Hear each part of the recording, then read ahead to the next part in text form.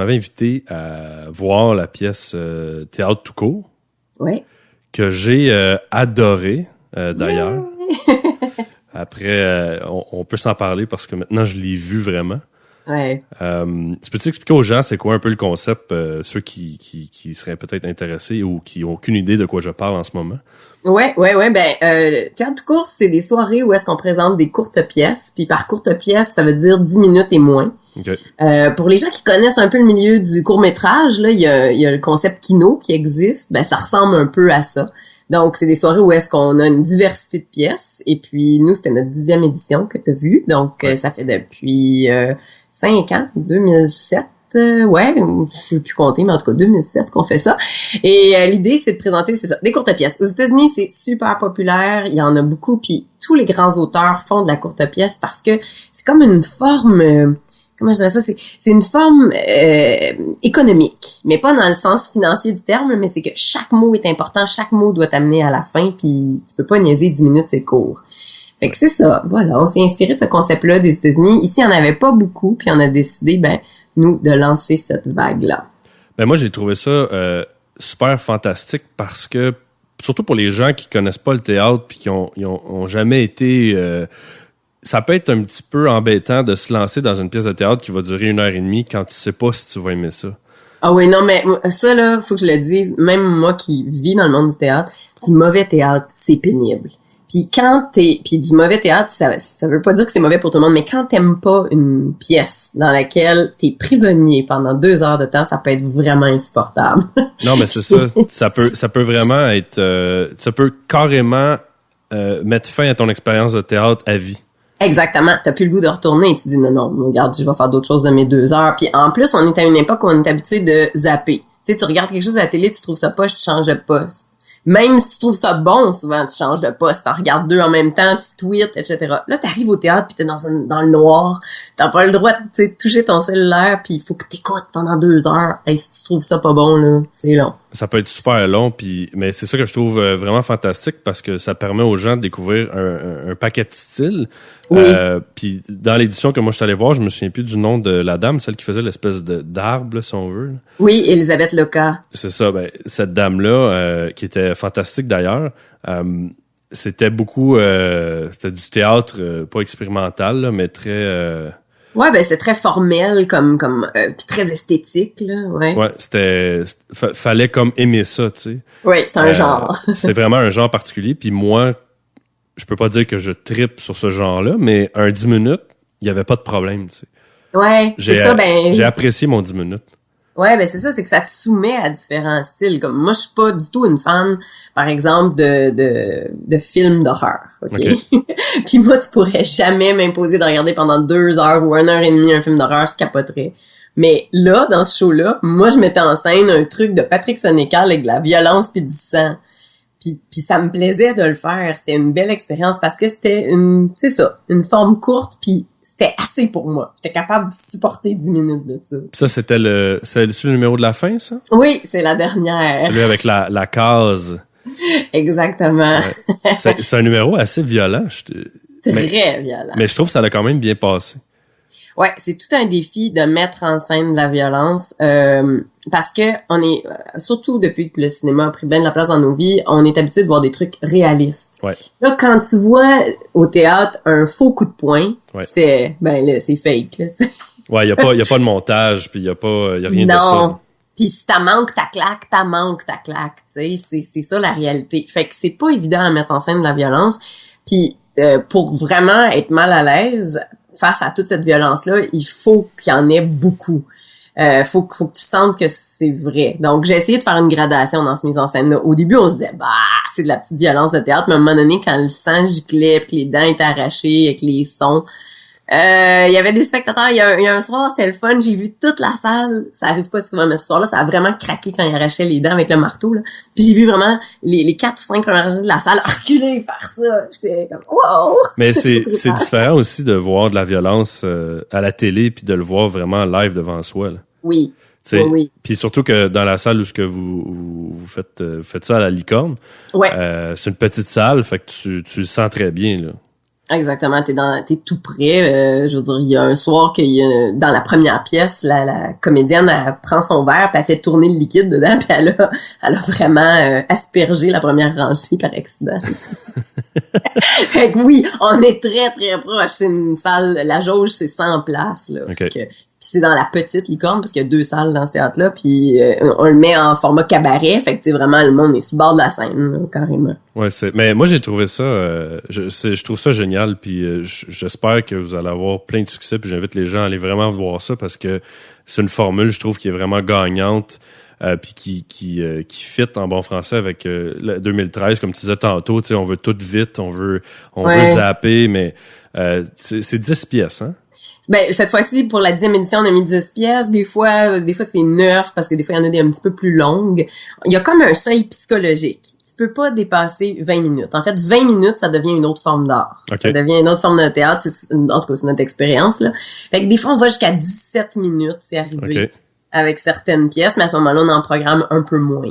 Okay. Mais faut vraiment essayer. Viser le 10 minutes, c'est génial parce que le niveau d'attention est parfait. Puis c'est ça aussi, c'est que là, vous, dans le fond, les pièces, ça vient de partout. C'est monsieur, madame, tout le monde qui peut envoyer ça aussi? Exact. Ben, comment ça a commencé au départ? C'était une gang de chums, qui avait le goût, une gang de chums de comédiens qui avait le goût de jouer. Fait que, tiens, on va se monter des courtes pièces, ça va aller vite, on va faire ça en 10 jours, puis on va charger 5 piastres à la porte. Puis on pensait, tu sais, il y aura pas grand monde, ça intéressera pas nécessairement les gens tant que ça, mais ça va être cool, on va pouvoir jouer. Okay. Sauf que rapidement, on s'est aperçu que le monde qui venait, il tripait vraiment. Mais il y avait pas beaucoup de monde parce qu'on jouait dans une petite salle remote puis tout ça. Sauf que quand les gens venaient, ils tripaient complètement. Puis ben une journée, c'est ça, il y a eu la licorne qui est débarquée puis qui a dit ben nous on aimerait ça vous amener dans notre théâtre. Fait que là on était comme wow, OK, cool. Wow. Là, on a pu monter le prix des billets puis là on s'est dit OK, mais là faut se mettre à se structurer. Fait qu'on a mis en place une fois par année à l'automne. Cette année, ça va être en septembre, donc septembre 2013. Okay. On fait un appel de texte. On envoie ça public. OK, communiqué de presse, c'est sur notre site web, c'est sur Facebook, puis on dit au monde let's go. Si vous avez un texte de 10 minutes et moins pour le théâtre, soumettez-nous-le. OK. On choisit. Cette année, on a eu 66 propositions. Quand même. Ouais. On en a lu des courtes pièces. Ça doit pas tout le temps être tout bon non plus, malheureusement. Non, c'est pas tout bon. Puis des fois, on se force pour aller parce que c'est important d'aller jusqu'au bout, là, tu sais. Mais des fois, t'es comme, je suis plus capable. Ouais. Mais c'est parce qu'aussi, des fois, c'est un style qui touche pas. Puis moi, il y a des affaires que j'aime. On est deux, hein. C'est Serge Mandeville et moi. Ouais. Puis des fois, Serge, il trippe sur quelque chose. Puis moi, j'aime pas ça. Ou l'inverse, là. C'est arrivé que je fasse, hey, moi, ça, j'aime ça au bout. Puis il fasse, ouais, OK. Pour te faire plaisir, tu sais. Fait que c'est ça, on lit les pièces, puis là, on les choisit. Mais quand on les choisit, la règle qu'on s'impose, c'est que l'auteur reste responsable de sa pièce jusqu'à la fin. OK. Ça, c'est une super expérience parce que ça permet de vraiment d'avoir la satisfaction d'amener son projet jusqu'à la scène et de le voir représenté. Souvent, quand tu écris un texte, ben après, tu le publies puis c'est fini. Là, tu choisis ton metteur en scène, tu peux choisir avec lui les comédiens ou bien c'est le metteur en scène qui le fait, mais c'est vraiment toi qui décides, tu montes ton projet. OK. Fait que ça laisse un grand contrôle aux auteurs, puis en même temps, ils ont pas la pression d'avoir sur les épaules un show de 2 heures, parce que quand t'es responsable d'un show de 2 heures, là, puis que tu sens que le monde s'emmerde pendant ta pièce, c'est longtemps, hein? C'est tough, exactement. Mais pour commencer, quand t'écris c'est ta première pièce, ben, d'avoir 10 minutes, t'es capable, ficeler ça, travailler ça, puis si ça fonctionne pas, ben, c'est toujours ce qu'on dit, si c'est pas bon, c'est pas grave parce que c'est pas long. Ouais. Fait que l'auteur se dit la même chose. Pis, mais même si c'est 10 minutes, ça doit demander quand même pas mal de préparation. Oui, oui. C'est vrai, ouais. Au théâtre, là, pour chaque minute sur scène, normalement, on va mettre 1 heure de répétition. OK, quand même. Une bonne manière de regarder ça. Fait que si tu fais un 10 minutes, tu vas probablement avoir 3 répétitions plus une générale technique. Puis, fait que un 5 répétitions, là, quand même. Okay. Un 15 heures, ouais. Mais c'est intéressant, c'est le fun. Ça donne la chance à des gens qui peuvent produire leur première pièce puis vraiment vivre l'expérience de A à Z. Oui. Puis on essaie d'inviter des gens de différentes générations parce que dans le monde du théâtre, il y a comme une espèce de mauvaise habitude. Okay. Je choisis mes mots avec délicatesse. De travailler en clan puis de jamais se mêler les uns aux autres. OK, il y a comme des clics, là. Totalement. Tu trouves ta clique de théâtre, là. On peut, quand on veut bien le dire, on dit tu trouves ta famille. OK. Puis tu travailles avec eux autres tout le temps.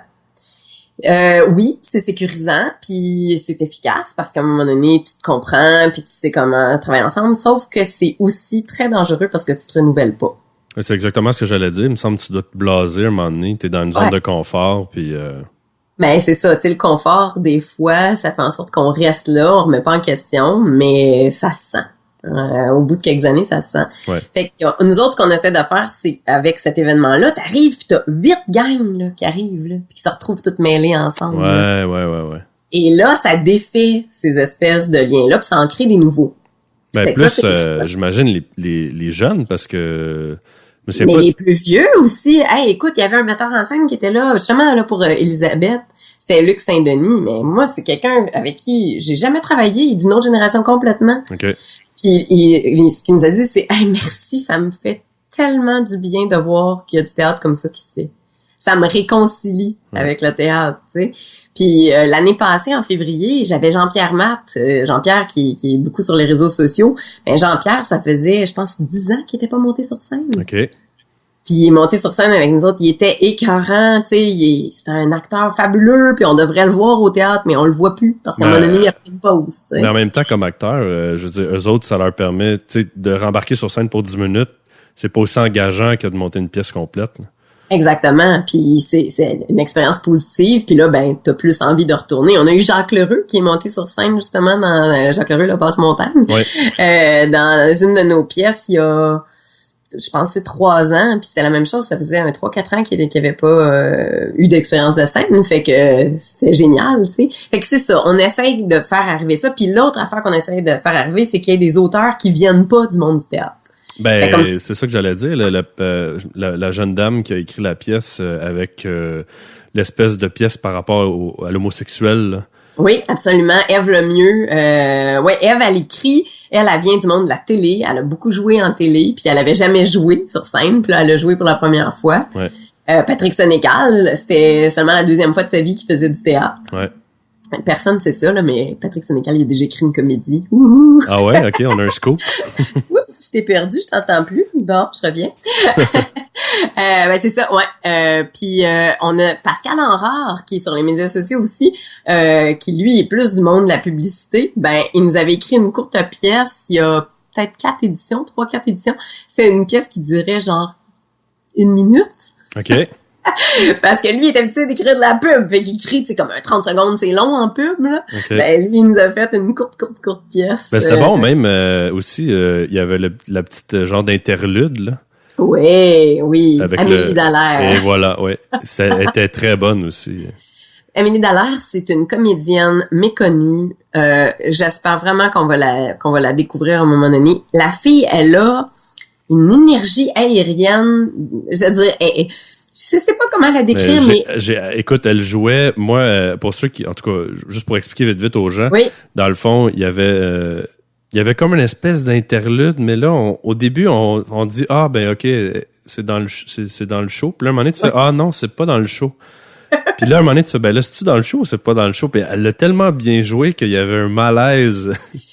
Oui, c'est ça, c'est la fille qui est capable de te faire croire n'importe quoi, puis c'est toujours elle. Ouais. Il y a pas de distance entre elle puis son personnage, c'est vraiment toujours elle. Puis t'es mal parce que tu t'as le goût de la prendre dans tes bras puis faire oh, je suis vraiment désolée du malaise. Ouais, c'était génial ça. Ouais, elle était 40. Elle a un sens du timing aussi, juste fabuleux là. Mais personne ne peut jouer ce qu'elle joue. OK, elle est unique. Moi, je dis tout le temps qu'Amélie est magique. Puis elle, c'est intéressant à raconter, est venue à 6 éditions avant de se décider à nous soumettre un texte. Ah ouais?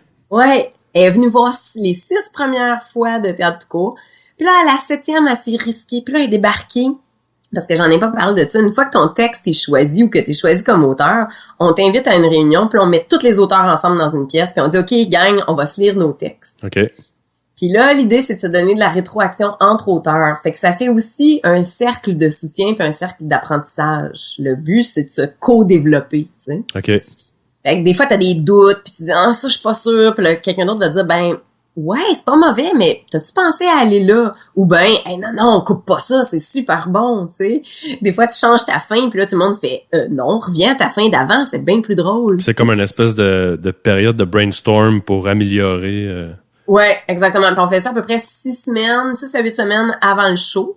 Puis on se revoit une autre fois avant le show, de 2 à 4 semaines avant le show. Fait que comme ça, on s'accompagne les auteurs, puis on s'entraide. Puis nous, comme directeur artistique, Serge et moi, ben ça nous permet de s'assurer que il va y avoir un show de qualité. Ouais. Puis on a remarqué que même si on choisit pas en fonction de critères, ça fait en sorte qu'il y a une espèce de fil qui se développe entre les pièces. OK. Fait que, en tout cas, c'est un petit peu magique cette histoire-là. Mais donc, Amélie est arrivée à sa première fois dans le groupe. Là, elle était toute gênée, puis elle voulait pas lire son texte, puis tout ça. Puis elle en parlait, puis on trouvait tout ça un petit peu poche, ce qu'elle racontait. Puis tout à coup, il y a quelqu'un qui dit « Mais pourquoi tu nous le lis pas? » Et au bout de 3 répliques, on était tous complètement sous le choc, absorbés. On écoutait Amélie, puis là, elle aurait pu dire n'importe quoi, c'était oui. Parce que c'était vraiment écrit pour elle. Exactement. Mais c'était incompréhensible pour nous. OK. T'sais, fait que c'est le fun.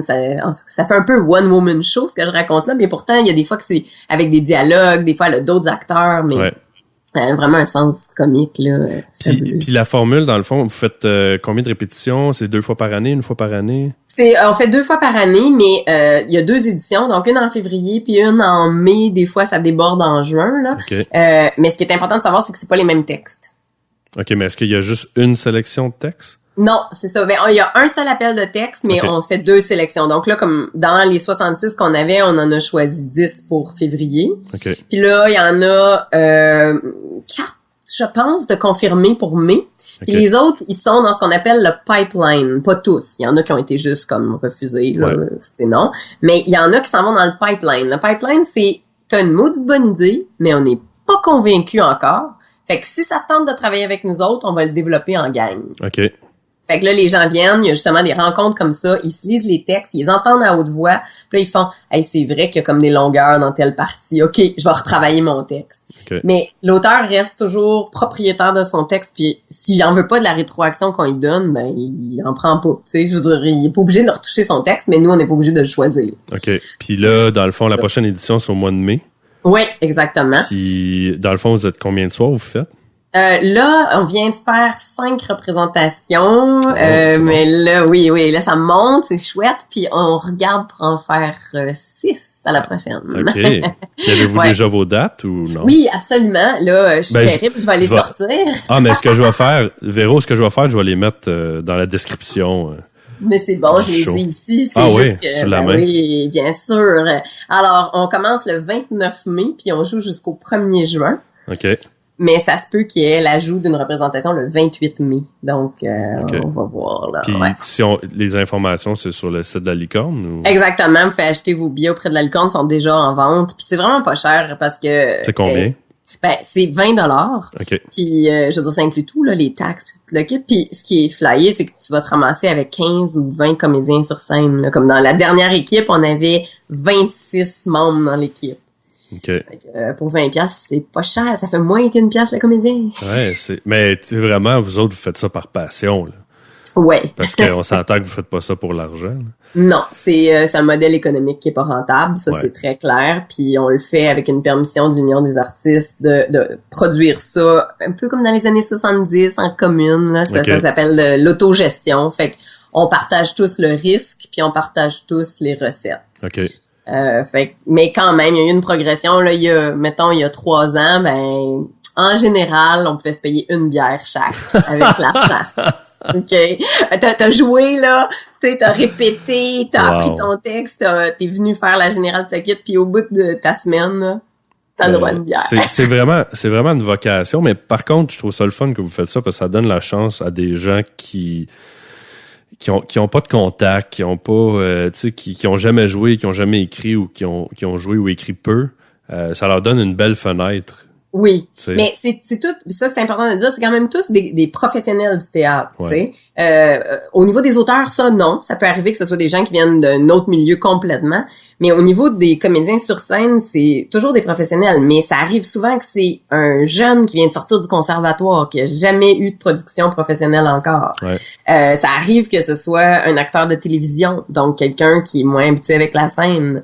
Ce qui est aussi particulier, c'est que tu vas avoir un acteur qui signe sa première mise en scène. OK. Et ça, c'est tout un passage, tu sais, c'est pas un même job, là. Du tout, de jouer puis de faire une mise en scène. Fait que ça, on en a eu. Tu vas avoir des acteurs comme Évelyne Brochu, très belle actrice qu'on voit partout. Mais Évelyne, elle a signé un premier texte chez nous. OK. Fait que, puis tu sais, on est toujours en contact, puis ça se peut qu'il y en ait d'autres, là. Fait que ça, c'est chouette. Mais chapeau. Vraiment, j'adore ce projet-là. Mais merci Puis, beaucoup. Je vais venir à chaque, peut-être pas chaque représentation, parce qu'après l'avoir vu une fois, à chaque édition. Non, mais à chaque édition, ben oui, non, absolument. Viens en mai, puis il va y avoir des affaires intéressantes, entre autres. Je peux le dire tout de suite, scoop, parce qu'on n'a pas encore annoncé aucun des textes, mais on a une pièce vraiment hilarante de Hugo Lefort en alexandrin. Les alexandrins, tu sais, c'est une forme figée, très classique, avec un nombre de pieds, puis des rimes, puis une césure, en tout cas tout le kit. Mais c'est une discussion à Laval. OK. C'est des alexandrins québécois. Wow, ça va être de toute beauté, ça? Ça va être, oui, comme dirait ma famille, de toutes les beautés. Ah oui, non, c'est vrai. Ouais. Mais là, Véronique Raymond, là, t'es comme la Grégory Charles du théâtre, toi, tu fais tout? Oh. Ouais, mais j'ai pas le salaire à Grégory, mais bon. Non, hein? Non. Parce que le théâtre, c'est pas le même temps. Non plus, je suis un petit peu pas là, toi. Mais sans farce, t'écris, tu produis, tu fais de la mise en scène, même que je me trompe, je me perds dans les termes, là. Ouais, non, oui, t'as raison. Mais c'est beaucoup. En fait, si tu veux vivre du théâtre au Québec, tu peux pas, à part quelques exceptions, tu peux pas faire juste une chose. OK. Faut que tu diversifies ta pratique. Il y en a qui vont aller du côté de l'enseignement, il y en a qui vont faire du coaching, il y en a qui vont écrire, c'est ça, il y en a qui vont mettre en scène. Moi, je fais un petit peu de tout. OK. Effectivement. Mais des fois, on te voit, je sais que tu fais de la pub, tu fais des voice-overs, oui. tu fais... t'as-tu joué à la télé? Je sais pas si t'as joué. Oui, j'ai joué à la télé, mais peu, très peu. On m'a vu dans un épisode de Mirador mémorable. OK.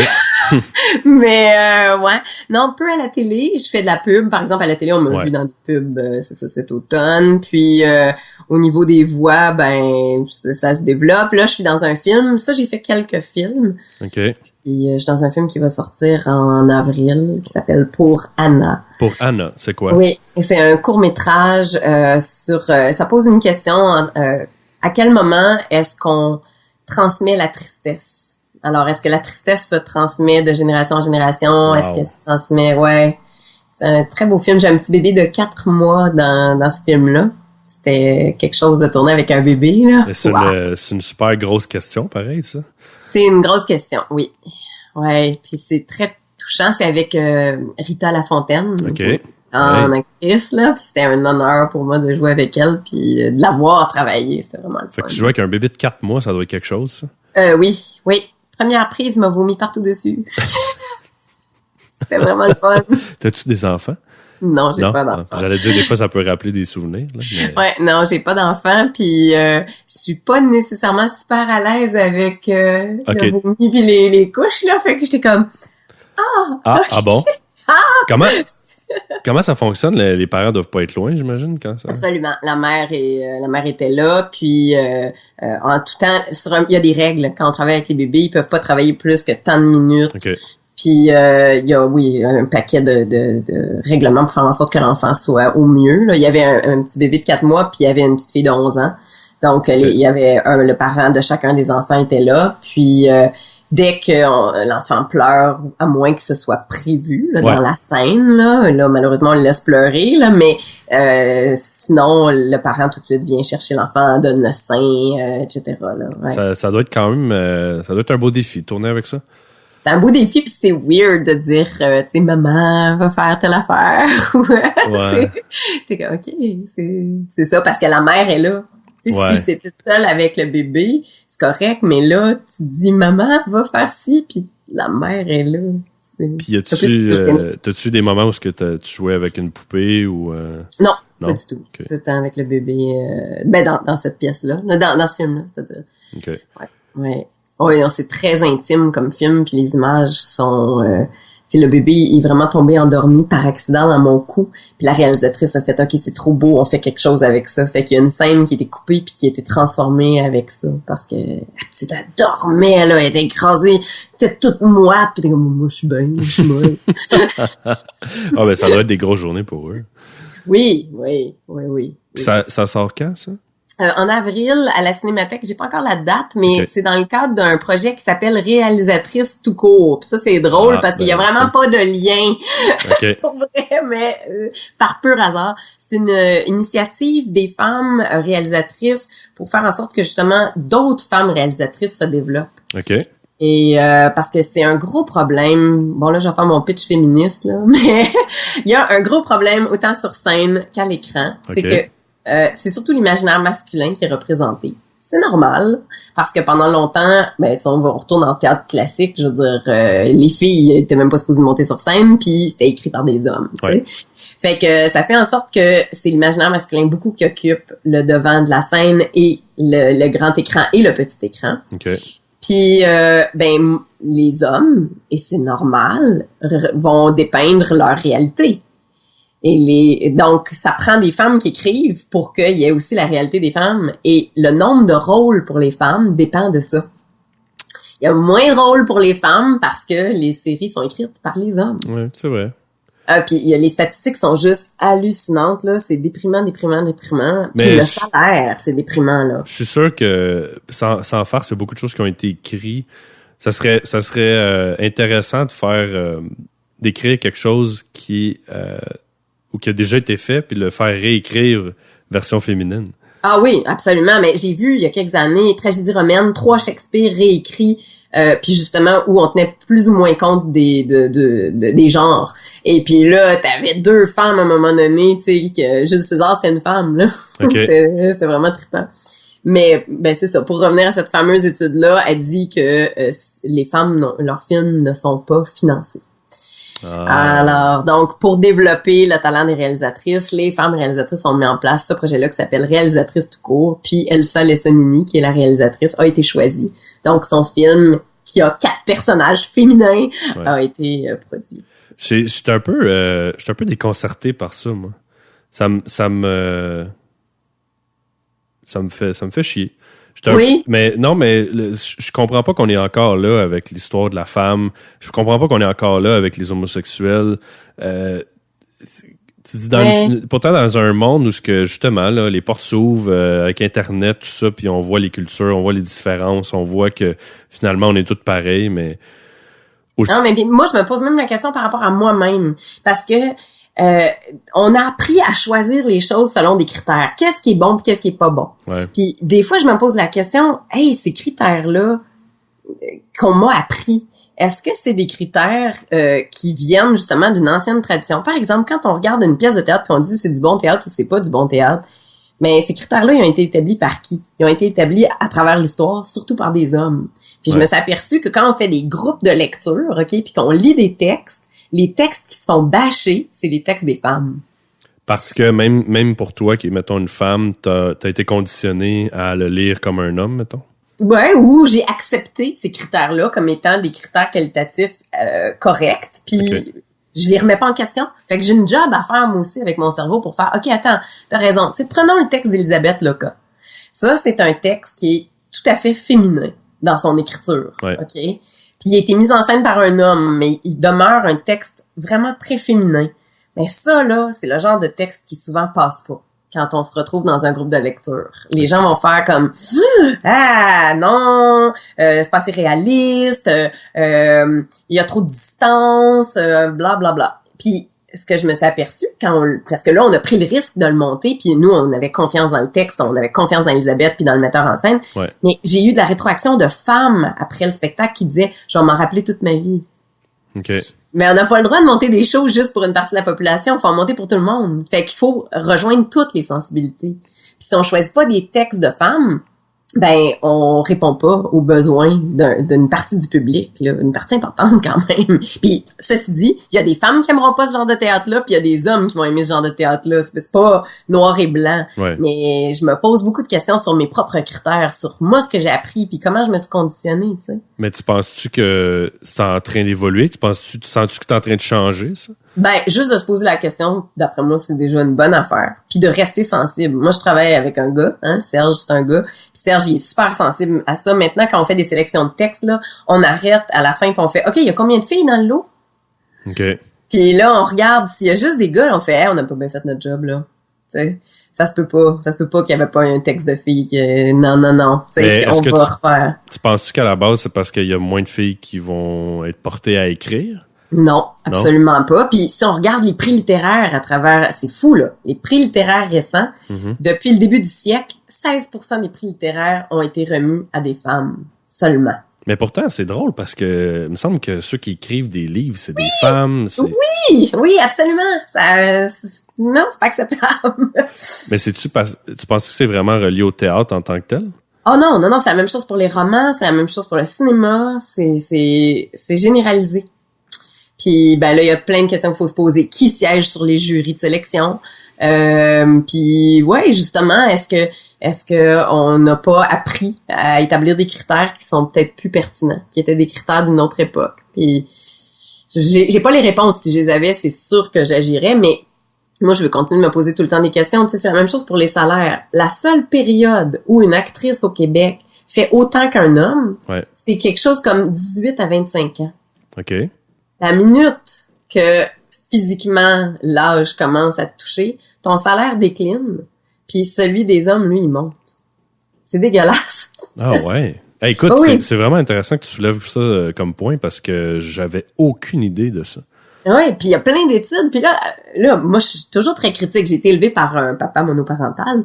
Fait que moi, j'ai été élevée, tu sais, sans vraiment faire la distinction entre les gars et les filles. Bon, je comprends comment ça marche physiologiquement, là. on va faire un cours. Ça va aller. Mais mon père m'a appris... Mon père, il avait une phrase, tu sais, puis c'était comme, c'est un gars, pas de secondaire 2, capable de le faire, t'es capable de le faire. Fait que, tu sais, il fallait que je fasse mon changement d'huile, fallait que je fasse ma céramique, puis il fallait que je le change mon pneu, tu sais. C'était comme ça que j'ai été élevée. Fait que moi, je me posais pas ces questions-là avant, du tout. Ouais. Puis je croyais pas à ça, ces histoires-là de, ben tu peux pas le faire parce que t'es une fille. Je suis comme, va prendre une marche. Ouais. Mais là, je m'aperçois que oui, ça arrive, puis que je veux dire, c'est la réalité, tu sais. Fait que je suis pas le genre de personne qui se sent victime, vraiment pas. Mais je me dis, ok, mais faut que je reste consciente, puis faut que je contribue à ce que il y ait des chances égales pour tout le monde. Tu sais. Ouais, mais c'est juste intéressant comme point parce que j'aurais jamais pensé à ça. Non, puis il y en a des filles en théâtre là. C'est pas parce qu'on manque de filles intelligentes là. Mm-hmm. Mais c'est intéressant. Je vais explorer la chose. C'est bon, je t'enverrai des études. Oui, c'est ça. Je vais mettre des études en lien. Yeah! Parce que c'est vraiment un monde qui est fascinant, tu sais, quand tu connais pas ça. Là. Puis, juste pour justement faire une parenthèse sur un ami en commun, Alex, qui a pris des super bonnes photos justement de théâtre tout court. Là. Ah, c'est magique, ces photos sont écœurantes. Mais c'est ça que j'ai dit, c'est le fun parce que quand tu regardes les photos, puis il les a toutes mis, tu sais, t'as vraiment le côté spectateur, t'as le côté en arrière-scène, t'as le côté... T'as tous les côtés. T'as vraiment tous les angles. Nous autres, on aime ça. Avec Théâtre tout court, c'est ce qu'on essaie de faire aussi, que le côté artisanal soit pas perdu. C'est un art, faire du théâtre, puis c'est pas la même chose que faire du cinéma. Au cinéma, on s'attend à des images parfaites, très souvent, ou en tout cas très léchées, puis tout ça, c'est pas ça le théâtre. Ouais. Le théâtre, c'est vraiment la vraie vie. T'es face à face avec toi-même. C'est un miroir. Puis oui, il y a des bourrelets, il y a des rides, il y a... Tu sais, c'est la vie. C'est la vraie de vraie vie. Là. Mais c'est un autre... c'est beaucoup plus humain, tu sais... je pense pourquoi aussi le théâtre était peut-être pas en train de mourir, mais je veux dire, le théâtre, selon moi, qui est plus standard, ça, je peux dire ça comme ça, c'est sûr qu'à côté d'un film de James Bond avec des explosions, ben oui, ça peut avoir l'air plate. Plate et cheap, tu sais. Parce que tu peux pas, je veux dire, t'es limité techniquement sur scène à faire certains effets spéciaux, puis... Oui. veux pas, moi, je trouve ça phénoménal de voir des gens être capables de jouer des pièces comme ça. Tu sais, je veux dire, à la télé, là, le produit fini, ce qu'on voit, on sait pas c'est combien de takes, là, mais souvent, c'est beaucoup, là. Exact. Nous autres, il n'y a pas de possibilité de se reprendre. Tu le fais là, live, puis si ça va tout croche, faut que tu t'arranges avec ça. Puis moi, vraiment, là, je trouve ça fascinant comment vous jouez avec vos tripes. C'est beau, là. Chapeau. Merci. On aime ça le faire parce que en même temps, c'est une communication. Hein. À chaque soir, tu reçois pas la même affaire de la salle. Ouais. Puis à chaque soir, faut que tu restes, faut que tu te réinventes. Tu peux pas répéter la même chose. Le mimétisme, ça marche pas. Mais en même temps, c'est touché quand ça fait, là, Théâtre tout court, on fait juste quelques représentations, mais tu sais, j'ai des amis en tournée, là, qui font 160 fois le même show. Ouais. Ben, comment tu fais pour te réinventer après 160 fois, là? Ça doit être difficile aussi, le fait de jouer sur scène versus derrière un écran, tu sais, comme au même type que, bon, là, nous autres, on jase là, live, mais quand ça va jouer, on voit pas la réaction des gens. Non. Tu sais, le théâtre, c'est un peu comme aussi les humoristes vivent la même chose que vous, là, tu sais. T'as vraiment la réaction d'en face. Oui. Puis elle diffère tellement de soir en soir, là. On fait souvent des blagues avec ça, mais tu sais, il y a des publics, le public du jeudi soir puis du vendredi soir, c'est pas la même affaire, tu sais. Puis le public du samedi soir, c'est celui qu'on préfère. Il est généralement ben gurlot, tu sais. Il est allé manger avant, puis après un petit verre, puis là, il punch, tu sais. Okay. mais le public du samedi après-midi, c'est pas la même chose. Non, là, tout le monde est assez réveillé, là. Oui, puis tu sais, s'il fait beau dehors, ça leur tente pas nécessairement d'être là, tu sais. Puis là, ils font « Pourquoi je me suis acheté un billet pour un show à 4 heures en plein mois de juin? » tu sais. Ouais, c'est sûr. C'est mieux de garder intéressé, tu sais. Puis sinon, mis à part le théâtre, tu travailles sur quoi en ce moment? Ben, je travaille sur un blog qui s'appelle Vue d'ado. OK, c'est quoi ça? Ça, c'est un super projet, mais qui est lié au théâtre, tu sais, parce qu'on s'en sort pas, là. Mais, moi, mon organisme Absolu Théâtre est situé à Hochelaga-Maisonneuve. OK. Puis j'habite là aussi. Puis l'autre côté de la rue, il y a un organisme qui s'appelle le Carrefour par enfant, qui vient en aide aux familles vulnérables d'Hochelaga. Puis à un moment donné, il faisait un lavoton, puis il criait dans la rue pour avoir du petit change. Fait que j'ai pogné mon pot de scène noire, je suis traversée, je suis allée les voir, puis j'ai fait « Salut, il y a des enfants, salut, je vais donner mon pot de scène à celui qui est capable de le transporter. » Parce qu'il était gros, mon pot de scène. Puis bon, je faisais des jokes avec les kids. Puis la directrice générale est venue me voir, puis elle me fait T'es qui, toi? T'es-tu la nouvelle propriétaire de l'autre côté de la rue? » Bon, faut dire pour la petite histoire que j'ai acheté un endroit où il y avait des massages avant. Fait que ça a rehaussé un petit peu le standard, mettons, du building. Mais là, juste, je te coupe avant de parler du blog de Vue d'ado. Oui. Absolu Théâtre, c'est quoi? Qu'est-ce que tu fais? Absolu Théâtre, ben, c'est notre compagnie à Serge Mandeville et moi. Elle existe depuis 15 ans. Elle produit différentes choses. C'est là qu'est né Théâtre tout court. Okay. Mais aussi, on a toute une branche qui est des pièces plus longues. En ce moment, on est en train d'en écrire une. C'est Serge qui tient la plume. Moi, je collabore à l'écriture. Ça s'appelle La fête à Sophie. Puis ça, on espère vous la présenter bientôt. On a aussi un show qui s'en vient au Théâtre Denise Pelletier, mais là, on peut pas encore le dire. C'est un secret. C'est ça. Et puis, c'est ça. On fait des pièces plus longues. Serge avait écrit une très belle pièce qui s'appelle Ailleurs, qui a eu beaucoup de succès. On a aussi eu un Macbeth d'Ionesco qui a beaucoup tourné. Okay. Etc. C'est mais ça, on fait sinon, c'est parce que vous avez un local ou c'est quoi? Oui, on a un local de répétition au coin Ontario et Sicard qui s'appelle l'Espace Oma. Okay. Puis, c'est ça. C'est là où est-ce qu'on fait tous nos mauvais coups, là. Ah, OK. OK. Fin de la parenthèse, retour à Vue d'ado. Ben, Vue d'ado, c'est un projet d'Absolu Théâtre. Fait que c'est parfait qu'on en parle parce que chez Absolu Théâtre, nous autres, justement, puis on en a parlé tantôt, on veut pas faire du théâtre qui soit réservé aux élites. L'élite intellectuelle ou l'élite économique, là. Ouais. Nous autres, c'est important qu'on soit en lien avec le vrai monde. Alors, on fait ce qu'on appelle de la médiation culturelle. La médiation culturelle, c'est de prendre des artistes puis de les mettre en contact avec la communauté pour que la communauté découvre des trucs sur ce que fait l'artiste, mais pour que l'artiste s'inspire de la réalité aussi. OK. Fait que c'est vraiment, la médiation culturelle, c'est un échange dans les deux sens. C'est pas, je vais instruire des gens, là. C'est pas ça pantoute. Fait que, nous autres, on a décidé de créer un projet de médiation culturelle avec la gang du Carrefour suite à ce premier contact-là. Okay. Puis, on travaille avec des jeunes, des adolescents de 12 à 18 ans de Hochelaga-Maisonneuve. Il y a une étude qui est sortie qui disait que ces jeunes-là, ils veulent pas rentrer dans les théâtres puis dans les lieux culturels parce qu'ils se disent que c'est pas leur place. Okay. Qu'ils ont pas d'affaires là, ils savent pas comment ça marche, c'est trop chic, ils savent pas se tenir, whatever. On leur dit ça.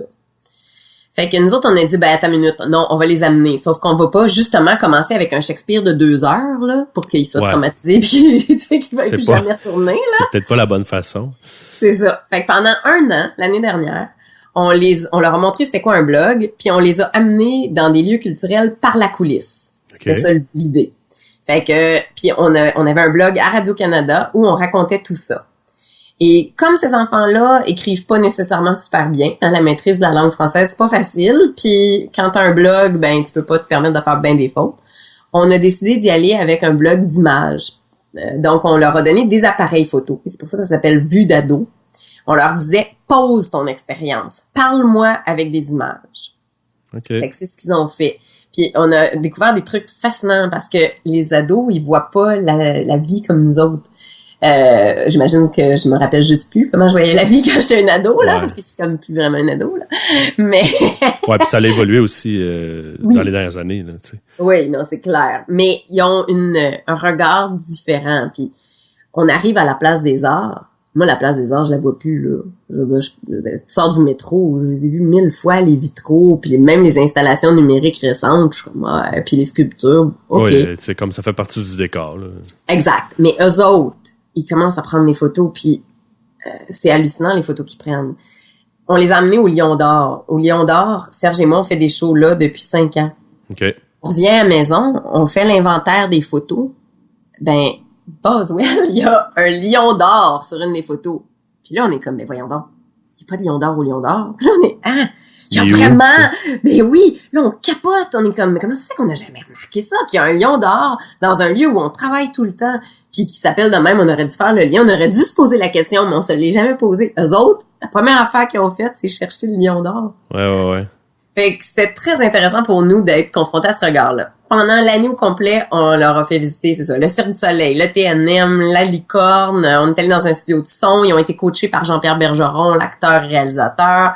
Ils ont été, mon Dieu, je me rappelle plus, mais en tout cas, on a fait plein de visites. Et à la fin de l'année, quand on a fait l'évaluation, ils ont dit, là, madame, on est prête à aller voir du théâtre et à en faire.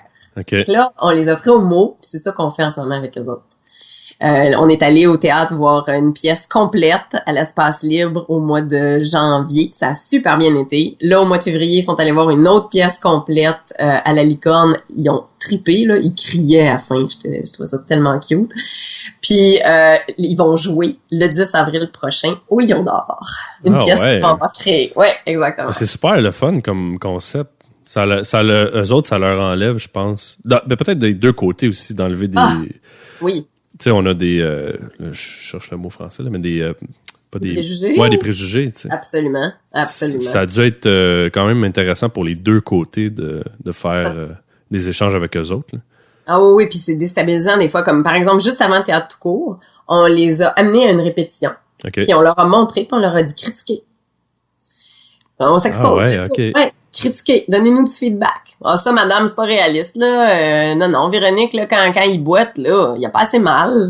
OK, cool, vas-y. Puis eux autres, ils se censurent pas, hein. Ils te donnent ça, là. C'est spontané, c'est brut, puis s'ils s'emmerdent, puis c'est écrit, là. Tu sais, dans leur face, tu le vois tout de suite. Oh, il y a pas la notion de le petit respect politically correct, ils l'ont pas, là. Non, pas en tout, tu sais. Puis t'as vraiment le feedback là, sur place. Fait que nous, c'est comme ça qu'on le fait. Quand je dis que c'est un échange dans les deux sens, c'est pas juste de tiens, on va vous montrer des choses. Pas en tout, là. C'est dans les deux sens, puis on apprend beaucoup. Il y a une vérité fascinante avec ces jeunes-là. Ben je pense que c'est bien d'aller chercher ce côté-là, tu sais. Parce que en tant qu'adulte aussi, tu l'oublies, là. Complètement. Tu le perds, ce côté-là.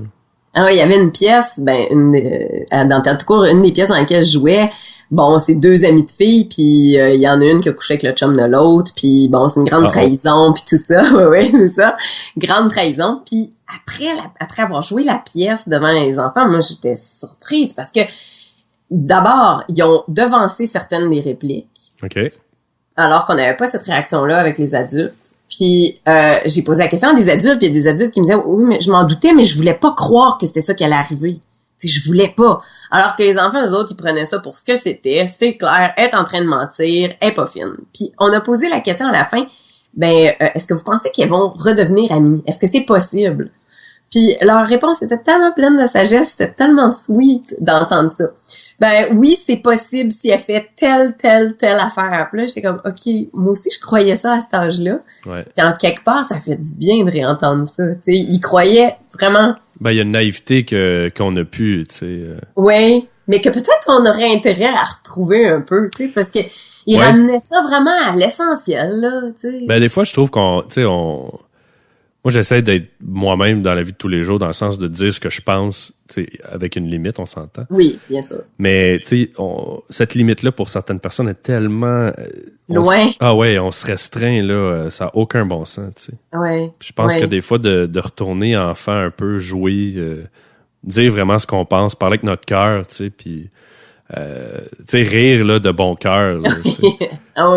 Ça, eux autres, quand ils rient ou quand ils crient ou quand ils font de l'impro, là, wouhou, c'est comme une décharge d'énergie, là. Mais quand ils s'emmerdent aussi, par exemple. Bon, quand ils s'emmerdent, là, tu le sais vite. Ouais, non, ça, tu dois t'en rendre compte, mais ça doit être aussi, ça doit être énergisant pour toi aussi quand tu sors d'un atelier avec eux autres, là. Ah ouais, absolument. Puis cette année, parce que il y a eu un processus, tu sais, où on fait le qu'on s'apprivoise puis tout ça, c'est normal. Puis aussi, ils sont habitués d'être un peu déçus, régulièrement déçus. On les laisse régulièrement tomber. Fait qu'ils nous croyaient plus ou moins au début quand on disait on va être là toutes les semaines, puis on va faire des activités puis tout ça. Mais maintenant, ils nous croient, ils nous connaissent. Et souvent, maintenant, ils demandent, on pourrait-tu continuer une demi-heure de plus? Ah. Et ça, c'est hallucinant. Ça, là, c'est un salaire. Littéralement. Ils sont pas habitués j'imagine, pouvoir faire confiance à des gens, tu sais. Exact. Puis, c'est pas des conditions faciles dans le quartier. Tu sais, il y a une question qu'on a posée parce qu'on a fait du brainstorm avec eux autres pour créer la pièce. Okay. Puis, on leur demandait, OK, c'est quoi, qu'est-ce qui te fait le plus peur? Puis là, ils prenaient des post-it puis ils allaient les coller sur les murs pour toutes les peurs. Tu sais, on disait, t'as 2 minutes pour m'écrire toutes tes plus grandes peurs. On s'attendait à des trucs comme j'ai peur de perdre ma famille, j'ai peur de perdre mes amis. Puis à un moment donné, dans les post-it, il y avait j'ai peur des prostituées. Puis c'était assez répandu, ouais. Puis là, j'étais comme, mais voyons donc, moi, quand j'avais 13 ans, là, une prostituée, je pensais pas à ça, tu sais. Puis il y en a beaucoup dans le quartier, puis moi, j'ai une très bonne cohabitation avec mes voisines qui sont prostituées, puis j'étais comme, OK, mais pourquoi ils ont peur des prostituées? Puis là, on a eu une discussion là-dessus, puis ce que j'ai vu, c'est que d'une part, il y en a qui ont peur parce qu'ils ont eu des contacts avec des prostituées très intoxiquées ou en détresse. Ils en ont vu sur la rue, mais c'est une réalité qui est vraiment particulière au quartier, là. Puis il y en a qui ont peur de se retrouver là. Ouais, ils ont peur de finir comme eux. Ouais. Parce que t'en vois, puis tu dis, OK, mais c'est un adulte, ça pourrait m'arriver à moi aussi, tu sais. Mais tu sais, tu vois, c'est ce genre de choses-là que quand tu vis, tu as une vie régulière où tu travailles, puis bon, tu sais, t'en entends parler de ce genre de choses-là, mais t'as pas nécessairement conscience. Tu sais, moi, je me souviens, il y a une époque où j'avais déménagé à Lemoine sur la Rive-Sud, qui est comme une espèce de... le trou de cul de la Rive-Sud, là. OK. Puis c'est assez trash, tu sais. Puis c'était mon premier appart, puis tout ça. Puis à l'époque, je travaillais dans les bars, puis je me souviens... je pense que c'est la première fin de semaine, je revenais de travailler, mais il est 4 heures du matin. Puis, il y a une femme qui est courue vers moi. Puis là, j'ai baissé ma fenêtre, puis j'ai dit, t'es-tu correct, tu sais? Puis là, elle me regarde, puis elle dit, tu veux ça, un petit quelque chose? Puis moi, en tant que gars de la Rive-Sud, tu sais, j'allume pas pour Saint-Saëns, là. Fait que j'ai dit, pardon? Elle dit, tu veux ça, un petit quelque chose? Fait que là, j'ai comme fait 1 + 1 = 2. J'ai fait, non, c'est beau, tu sais, bonne fin de soirée. Fait que là, j'ai comme catché que finalement, c'était pas si loin. Non. Tu sais, je sais pas si t'as vu le film sorti... Oh my God. C'est sorti... j'ai un blanc de mémoire. C'est sorti quelque chose. Je me souviens plus le chiffre, là. Mais c'est un film montréalais. Puis qui a été, dans le fond, tourné ici à Montréal. C'est sur la communauté noire de Montréal-Nord. Ah non, je l'ai pas vu. Puis, je me souviens plus c'est qui le réal, mais le réal a perdu son neveu de 17 ans, qui s'est fait tirer. Puis, il a fait le film en sa mémoire. Ouais. Puis, en sortant du film, premièrement, j'étais allé à la première avec une de mes amies blanches, mais on était les 2 seuls blancs dans la salle, tu sais. Puis, quand tu sors du film, tu te dis, ça se passe à quelques kilomètres de chez moi, là. C'est chez nous, puis c'est une réalité qui m'échappe. Tu sais? Puis c'est pour ça que ce genre de situation-là, quand t'es dans ton petit confort, t'en entends parler, mais tu t'en rends pas réellement compte jusqu'à temps que tu sois dedans. Non, il faut se confronter. Moi, je voyage à l'étranger, puis quand je vais à l'étranger, je m'y attends à ça. Ouais. Mais j'ai été dans le Grand Nord ici, à Iqaluit, puis ça m'a traumatisée. Je m'excuse, mais c'est le tiers-monde. Puis c'est du monde de chez nous, là. Ça m'a fait capoter. Il y a des enfants qui sont dans la rue, qui ont pas de mitaine, qui ont pas de tuque, il y a des sans-abri, là. Il fait fret en sacrement, là, pour être sans-abri. Puis la condition des femmes est dégueulasse. Il y a pas d'eau courante, hein. Puis ces gens-là, ils payent des taxes, là, comme nous autres. Puis on les oublie complètement. Il y a pas de service, il y a de la violence, il y a de la détresse. Les profs qui enseignent là roulent beaucoup parce que c'est des gens du Sud qui viennent. En tout cas, ça m'a marqué. Je me suis dit, hey, c'est le tiers-monde, c'est chez nous. Puis on accepte ça. En fait, on l'ignore. Ben, je pense que c'est parce que je sais pas, tu sais, moi j'ai un ami avec qui j'ai une discussion puis je disais, tu sais, je veux aller aider des gens qui sont dans le besoin parce que je le sais, on m'en parle, mais tu sais, bon, tu sais, ceux qui connaissent un peu mes opinions politiques sachent qu'ils vont savoir que je suis un petit peu plus de droite normalement, puis bon. Je suis comme ça, mais ça me dérange pas, je suis ouvert quand même à aller voir ailleurs puis à aller écouter les gens, puis tout ça. Puis d'en entendre parler, tu sais, les gens vont dire, ah, les pauvres, ou tu sais, ceux qui... Tout ça. C'est vrai, je l'entends, mais moi, je veux aller dedans. Je veux aller je veux aller voir c'est quoi, tu sais. Ouais. Le sentir pour de vrai. Puis, je veux dire, quand t'as une discussion avec quelqu'un qui a déjà travaillé, exemple, avec des sans-abri, tu sais. Puis là, le gars, il t'explique, il dit, gars, là, s'en fout de manger. Tu sais, là, quand tu dis, ah, ben, je vais aller y acheter un sandwich, tu sais. Le gars, il veut son fixe, là. Il veut pas manger, tu sais. Parce que c'est insupportable ce qu'il vit. Fait que tu sais, mais tout ça, tu le comprends pas jusqu'à temps que soit tu as vraiment parlé avec des gens qui ont été beaucoup dans ce milieu-là ou que toi, tu as été dedans, tu sais. Ouais. Mais c'est intéressant de parler, tu sais, de droite puis de gauche. Moi, ça me bug un petit peu en ce moment, ce débat-là, parce que la droite puis la gauche, c'est comme si on avait fait un clivage vraiment noir et blanc. Mais, tu sais, il y a possibilité d'être de droite économique en étant très à l'aise avec certaines mesures sociales de gauche. Oui. C'est pas vrai que c'est noir et blanc. Oui, il y a des gens pour qui c'est très, très, très noir et blanc, mais moi, je suis plus de gauche. Mm-hmm. Sauf que il y a des trucs, il y a des théories économiques de droite qui ont bien du bon sens à mes yeux, puis que je comprends très bien que l'une et l'autre peuvent être comparées. Ouais, c'est des choix de société qu'on fait, mais j'haïs ça, tu sais, quand je t'entends, tu dis, ben moi je suis de droite, je suis plus de droite, mais je suis intéressée par, tu sais, l'aide puis tout ça. Ben moi je trouve que c'est tout à fait normal, puis c'est très représentatif de la plupart du monde. Personne n'est si noir et blanc que ça. Mais dans le public en ce moment, on nous met ça bien noir et blanc. Ah mais c'est sûr, les gens font des associations. Je veux dire, bon, pendant les manifs, si t'étais contre les manifs, t'étais de droite, si t'étais pas, t'étais de gauche. Puis alors que c'est pas vrai nécessairement. Non, puis je veux dire, comme tu dis, il y a rien de blanc, il y a rien de noir. Ben non, parce que c'est des choix, tu sais, choisir par exemple la gratuité scolaire. Ouais. Ben l'Allemagne l'a fait, OK? Mm-hmm. Ben quand je dis l'Allemagne, je pense pas nécessairement au modèle le plus à gauche, tu sais. Non, c'est pas Cuba là. C'est ça. Fait que comme OK, puis on parle bien de gratuité scolaire, ils l'ont mis dans leur constitution. Mm-hmm. Tu sais? Fait que mais on se braque beaucoup, puis ça je trouve ça triste parce que ça empêche vraiment d'avancer dans un débat où est-ce qu'il y a une diversité d'opinions. Puis, ben, moi, j'aime ça. Quand il y a une diversité d'opinions, moi, ça me rassure. Je me dis, quand on fait des choix noirs et blancs, là, on risque juste de se planter. Alors que quand il y a une diversité d'opinions, il va y avoir assez de nuances pour pas qu'on se plante dans le mur, tu sais. Ben, la diversité va faire que tu vas créer, puis probablement, tu vas changer ta façon de penser. Pas nécessairement du tout au tout, mais... Non. Tu vas voir, quand tu te mets à travers les yeux d'une autre personne, c'est là que tu le comprends, tu sais. Ah ouais, puis t'acceptes de faire des compromis, puis des fois, ton opinion reste la même, mais t'as une ouverture face à l'opinion de l'autre, puis tu fais, ben, OK, c'est pas ce que moi je vais faire, mais je vais accepter que ça existe aussi parallèlement. On n'est pas obligé de tout faire la même affaire, tu sais. Non. Puis si on était toutes pareilles, ça serait plate, là. Ce serait très plate. Parlant t'as un événement à bénéfice, toi, qui s'en vient? Oui, ben justement, c'est pour ramasser de l'argent pour le Carrefour par enfant puis pour Absolu Théâtre. Puis c'est le 10 avril au Lion d'Or et c'est là qu'on va voir les jeunes faire leur courte pièce. Mais il y aura pas juste les jeunes. Okay. Il va y avoir plein de monde sur scène parce que ce qu'on fait, c'est qu'on match un comédien professionnel avec ce qu'on appelle un artiste d'un jour. OK. Puis là, on leur fait jouer des scènes. Alors, à chaque année, on achale du monde. Puis tiens, je pourrais te lancer l'invitation. Est-ce que tu serais game de monter sur scène, toi, le 10 avril, pour jouer avec un comédien? Oh, il y a comment de monde, là?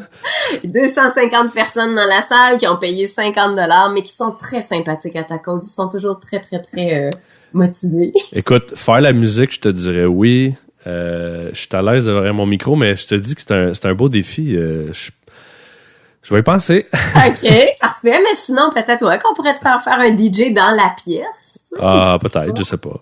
Mais OK, on va s'en reparler. Mais je peux déjà te dire que sur scène, il va y avoir, on est pas mal fiers de notre prise, il va y avoir Mathieu Dugal qui anime l'émission La Sphère à Radio-Canada. Ah ouais, OK. Fait que hier, on faisait une entrevue avec lui, puis on lui a demandé, puis il a dit oui. Fait qu'il va être sur scène.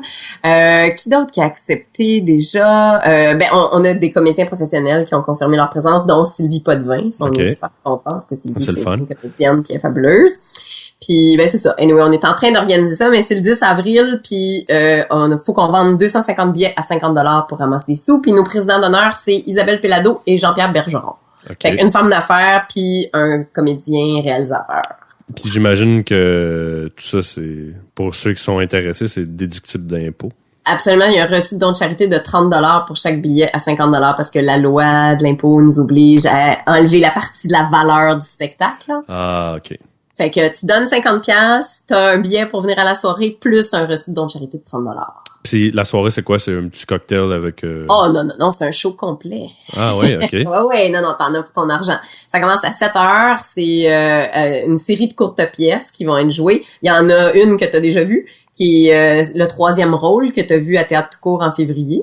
C'est laquelle, celle-là? C'est celle, tu sais, le gars qui a un 3e rôle dans un film, puis il a une seule réplique, mais il est pas capable de la prendre. C'est celle-là. OK. Voilà. Donc, il va y avoir cette courte pièce-là. Il va en avoir une autre qu'on a déjà jouée un certain bout de temps qui s'appelle Past Tense.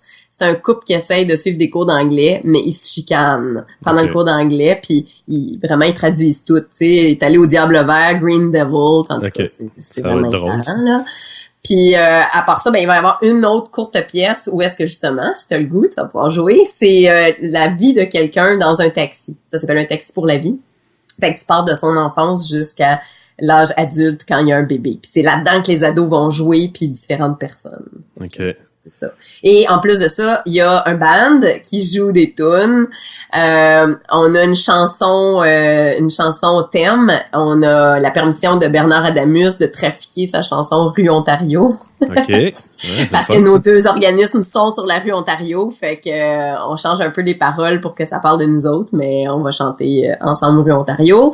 Puis qu'est-ce que d'autre? Il y a un encamp bénéfice. Alors, les gens peuvent aussi donner des biens et services pour qu'on mette en vente à l'encamp bénéfice, là, des certificats cadeaux, whatever. Ah, mais c'est super le fun, cet événement-là? Oui, c'est super trippant, puis tout le monde qui vient aime toujours ça, puis ils reviennent l'année d'après. Fait que l'année passée, on a vendu, je pense, 210 places. Puis cette année, notre objectif, c'est vraiment sold out 250. Là, c'est ça qu'on veut faire. OK. Ouais, c'est un bel objectif, ça. Oui. Puis 50% de l'argent va au Carrefour, 50% va à Absolu Théâtre. Puis tous les comédiens qui participent à la soirée le font bénévolement, donc on a à peu près pas de dépenses. OK. Fait que votre argent s'en va vraiment pour les activités avec les jeunes puis les familles. Mais c'est bien, ça stimule la culture, surtout avec toutes les coupeurs qu'il y a. Ouais! Pour pas trop... Ça, c'est un sujet dangereux. Ouais, c'est ça. Je sais pas si on va tomber là, mais... surtout avec tout ça, c'est bien de voir qu'il y a encore des gens qui travaillent, tu sais. Tu donnes beaucoup de ton temps pour ce genre de choses-là, tu sais. Oui. Oui, c'est vraiment une vocation, comme tu as dit, mon temps. Il y a beaucoup, tu sais, je trouve, c'est ça qui me fascine avec Internet aujourd'hui. Tu découvres aussi beaucoup de gens qui donnent de eux-mêmes, tu sais. Puis moi, j'ai bien du monde qui me demande, Seb, tu sais, pourquoi tu fais des podcasts? Ben, parce que j'aime ça. Tu sais, éventuellement, j'aimerais ça pouvoir vivre de ça, mais je veux dire, pour le moment, je fais juste, j'ai du fun. Je fais de la promotion à travers tout ça pour des amis, pour un paquet de trucs. Puis c'est vraiment par passion parce que, mais Internet, tu sais, je regarde le nombre de les photos, les vidéos, les gens ont du talent, c'est incroyable, tu sais. Ouais. Oui, mais c'est ça, le besoin est naturel, le besoin est humain de communiquer avec autrui. Puis là, ben grâce à la technologie, on a la possibilité de le faire à faible coût, tu sais. Ouais. Mais c'est la même chose sur scène. Ce qui devient difficile à accepter à un moment donné, c'est quand t'as l'impression que ça mène nulle part, tu sais, c'est-à-dire qu'on utilise ça à tes dépens, puis ça, moi, je l'ai remarqué un peu dans le monde des pigistes, surtout au niveau de l'écriture. Je trouve que c'est hallucinant, là. Il y a presque plus de jobs payés de journalistes. Ouais, mais il y a beaucoup de censure aussi, là. Tu sais, tu veux-tu juste nous donner un petit coup de main, ou tu veux Oui. juste faire un feature, ou tu sais. Ça devient gros, tu sais, on t'a demandé d'écrire un petit texte, mais finalement, là, tu sais, il y a des photos, il y a du vidéo, il y a, en tout cas, ça, j'aime moins ça, ce petit dérapage-là. Je me dis, faut être respectueux de la valeur du travail des gens, puis on a comme perdu ça de vue, tu sais. Plus dans le monde artistique, je pense que c'est pire. Oui. Tu vas dire à un comptable, hey, tu me fais-tu une petite heure de même, là, tu sais. Personne va faire ça. Puis c'est drôle parce que on va accepter, il y a des projets que j'accepte de faire gratuitement parce que je me dis, oh my god, quand la chance, tu sais, quelle chance j'ai, là, c'est fou. Quand est-ce que je vais avoir la chance de faire ça rémunéré? Probablement jamais. Fait que, il y a des contrats que j'accepte parce que le scénario est comme, wow, ok, ben, je vais participer à ton film d'art que je sais que t'auras jamais le financement pis tout ça.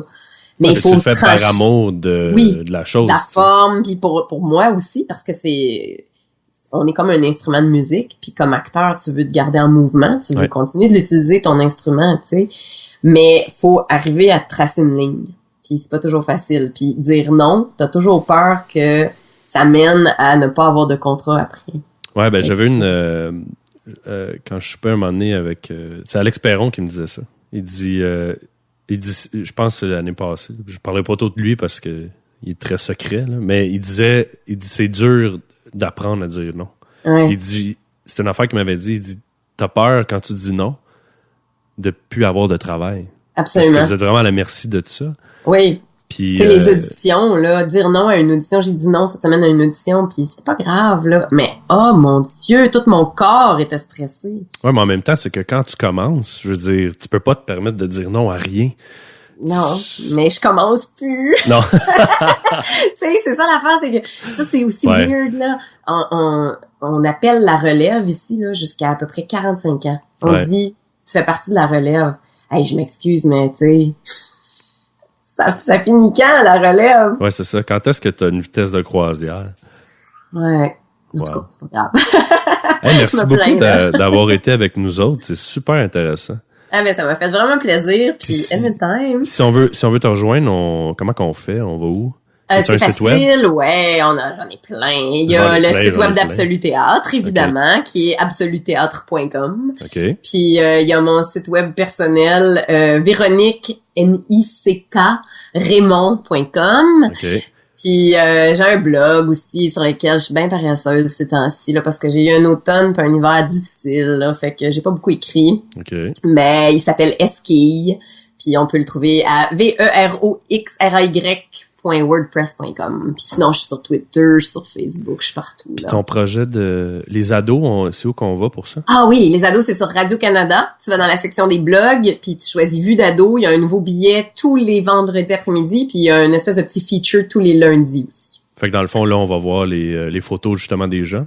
Oui, absolument. Vous allez voir tout le stock de l'année dernière et de cette année. Cette année, on a même des petits vidéos parce qu'on a de l'aide. On a justement Alex Trudeau qui a fait des photos bénévolement pour nous. Puis on a une réalisatrice, Nathalie Pelletier, qui nous a aidé aussi à prendre du matériel que les jeunes ont filmé puis à en faire des petites capsules vidéo. Fait que, c'est le fun. Ouais, ça dynamise le site. C'est une mini télé-réalité. Ouais, exactement.